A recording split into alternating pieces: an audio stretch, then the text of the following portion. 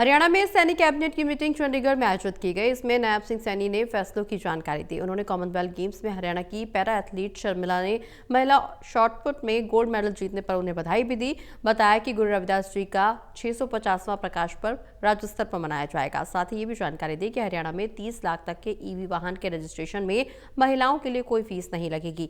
इससे ऊपर भी 30 लाख से ज्यादा के वाहन पर 50% रजिस्ट्रेशन फीस में छूट दी जाएगी। मंत्रिमंडल ने प्रधानमंत्री आवास योजना शहरी 2.0 के अंतर्गत स्टैंप ड्यूटी एवं पंजीकरण शुल्क में छूट और निश्चित शुल्क निर्धारित करने संबंधी प्रस्ताव को मंजूरी भी दी है।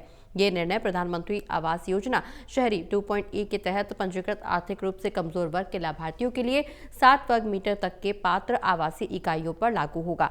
मंत्रिमंडल ने रेवाड़ी में कुसुम इंटरनेशनल यूनिवर्सिटी बनाने के लिए बिल लाने के प्रस्ताव को मंजूरी भी दी। इसका उद्देश्य उच्च शिक्षा में अवसर बढ़ाना और नई राष्ट्रीय शिक्षा नीति 2020 के लक्ष्यों के अनुरूप ग्रोथ एनरोलमेंट रेशियो को सुनिश्चित करना है। मंत्रिमंडल ने हरियाणा राज्य अल्पसंख्यक आयोग गठित करने की भी मंजूरी दी है। इसके अलावा आयोग में एक अध्यक्ष, 5 गैर सरकारी सदस्य और 1 सचिव होंगे, जिनका कार्यकाल 3 वर्ष का रहेगा। आयोग को सिविल न्यायालय जैसी शक्तियां भी प्राप्त होंगी। साथियों, आज की बैठक में 26 एजेंडे रखे गए, जिसमें से 22 एजेंडों और सर्वसम्मति से पारित किया गया। साथियों, मंत्रिमंडल ने जो आज निर्णय किए हैं, प्रधानमंत्री आवास योजना शहरी 2.0 के अंतर्गत स्टैंप ड्यूटी, पंजीकरण शुल्क में छूट तथा निश्चित शुल्क निर्धारित करने संबंधी प्रस्ताव को मंजूरी दी है। यह निर्णय प्रधानमंत्री आवास योजना शहरी 2.0 के तहत पंजीकृत आर्थिक रूप से कमजोर वर्ग और लाभार्थियों के लिए 60 वर्ग मीटर तक के पात्र आवासीय इकाइयों पर यह लागू होगा। पात्र आवासीय इकाइयों के लिए कन्वेंस डीड पर प्रति दस्तावेज 500 रुपये शुल्क लिया जाएगा और इसके अतिरिक्त स्टैंप ड्यूटी भी 500 रुपये प्रति दस्तावेज की गई है। ये पीएम आवास योजना के लिए उसके अंदर ये किया गया है।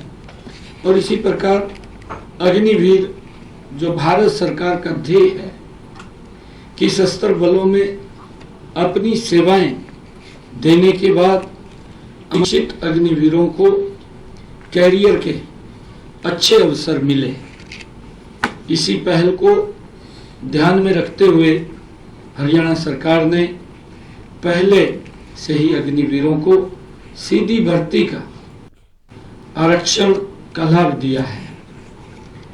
आज मंत्रिमंडल ने इंडियन रिजर्व बटालियन IRB और state disaster response force SDRF, fire operator सह ड्राइवर और वाइल्ड लाइफ गार्डों के पदों पर हरियाणा राज्य के निवासी अग्निवीरों को 20% हॉरिजॉन्टल आरक्षण प्रदान करने की भी प्रस्ताव मंजूरी दी है, क्योंकि छूट गए थे पीछे, इनको भी उसमें कवर कर लिया है। इस निर्णय से हमारे द्वारा सैन्य सेवाओं के दौरान हासिल किए गए कौशल व प्रशिक्षण का उपयोग इस विशेष एजेंसी को मजबूत करने में किया जाएगा। राज्य सरकार ने पहले ही ग्रुप बी पदों पर 1%, ग्रुप सी पदों पर 5%, पुलिस विभाग में कांस्टेबल पदों पर 20%, फॉरेस्ट गार्ड, जेल वार्डन व माइनिंग गार्ड के पदों में 20% का आरक्षण वो पहले दिया हुआ है।